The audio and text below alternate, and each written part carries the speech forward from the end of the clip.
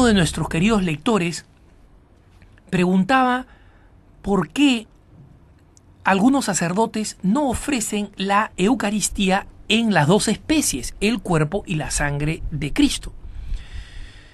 La respuesta es que más bien los sacerdotes en las misas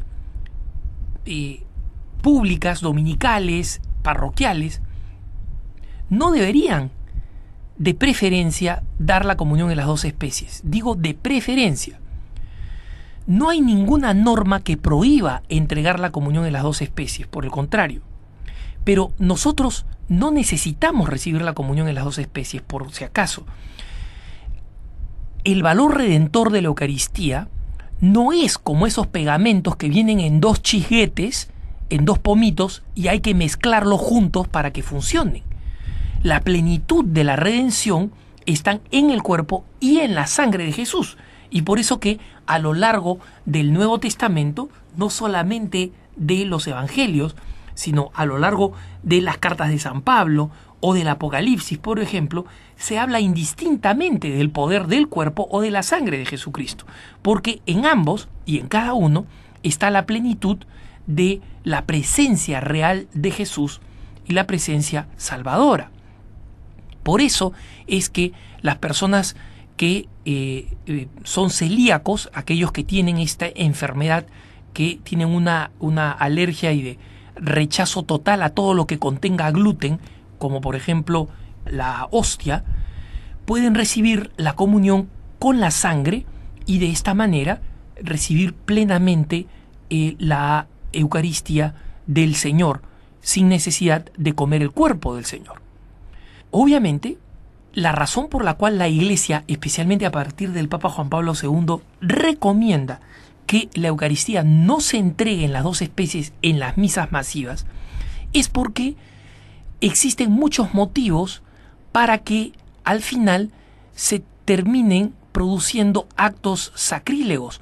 No me refiero a actos sacrílegos de mala intención, como los que han sucedido en San Francisco, por ejemplo, en Estados Unidos, de militantes homosexuales que para rechazar la doctrina de la Iglesia bebían de la sangre de Cristo, bebían del cáliz y luego escupían la sangre de Cristo al piso para presentar su protesta. Esto era absolutamente blasfemo, pero existen otros casos en los que sin mala voluntad se termina cayendo el cáliz o se termina volcando algo de la sangre porque hay personas que no pueden tomar bien el cáliz. O yo he visto, por ejemplo, personas muy jóvenes que ya han recibido la primera comunión y que en consecuencia técnicamente pueden recibir la Eucaristía también en el sándwich, no están acostumbradas a beber alcohol porque la sangre de Cristo en última instancia sigue siendo un vino consagrado y transformado, pero sigue teniendo sus propiedades alcohólicas.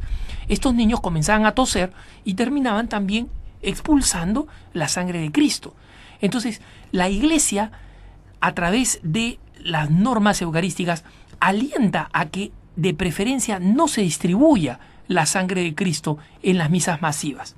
Y, por el contrario, señala que es muy conveniente que los dos especies eucarísticas se entreguen cuando hay asambleas pequeñas, asambleas que tienen la madurez que van a garantizar la forma reverente de consumir la Eucaristía, o en comunidades religiosas, por ejemplo, cuando un sacerdote celebra a una congregación de religiosas, de religiosos, de consagrados, que son grupos más pequeños. Personalmente, a mí me gusta recibir la Eucaristía en las dos especies, en el cuerpo y la sangre de Cristo. Ciertamente es lo más hermoso. Sin embargo, hay que comprender que mi gusto no es lo que prima en la Iglesia. Tantas veces hemos dicho en estos comentarios de puntos de vista, Ecclesiam suam, como decía el Papa Pablo VI. La Iglesia es de Cristo, no es nuestra. Y entonces las cosas no se deben hacer para complacerme, sino para asegurar la reverencia adecuada con la Eucaristía. La forma en que recibimos la comunión, la forma en que nos acercamos a la fila de la comunión.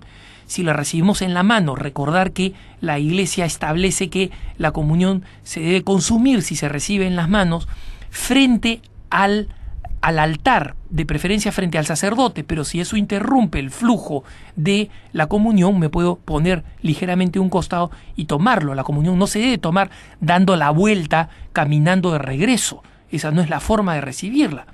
Y por eso la Iglesia establece la mayor cantidad de normas para alentar al máximo la reverencia con la Eucaristía, porque precisamente creemos que es el cuerpo y la sangre de Cristo.